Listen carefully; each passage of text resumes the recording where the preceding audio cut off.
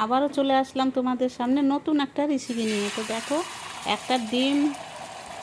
একটা ডিম ভেঙে ফেট করে আমি তাওয়াতে দিয়ে দিলাম। দেখো তো, আর তাওয়াতে সুন্দর করে চারিদিকে যেন ভালো করে লাগে, গোল হয়, সেই জন্যে আমি খুন্তির সাহায্যে সমান করে দিলাম।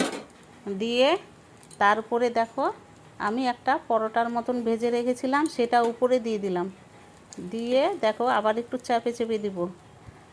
আর এই দেখো, এরকম করে ভেঙে একটু আমি সাইজ করব, পরে তোমরা দেখতে পাবা যে কেন আমি এরকম করলাম।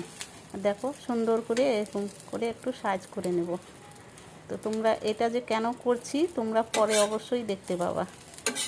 তো আমি সন্ধ্যা চ্যানেলে অনেক স্বাগত। তো আমার ভিডিও যদি ভালো লাগে তাহলে সুন্দর করে একটা কমেন্ট করবা। আমাদের বাড়ি পাড়া গ্রামে, তাই আমাদের ভাষাটা একটু হয়তো উল্টাপাল্টা হতে পারে, তার জন্য কিন্তু কেউ খারাপ কমেন্ট করবে না।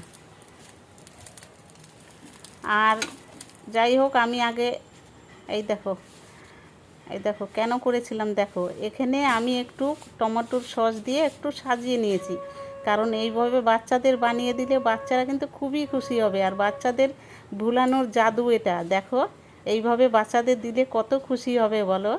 তো এইভাবে কিন্তু তোমরা বানিয়ে দিও।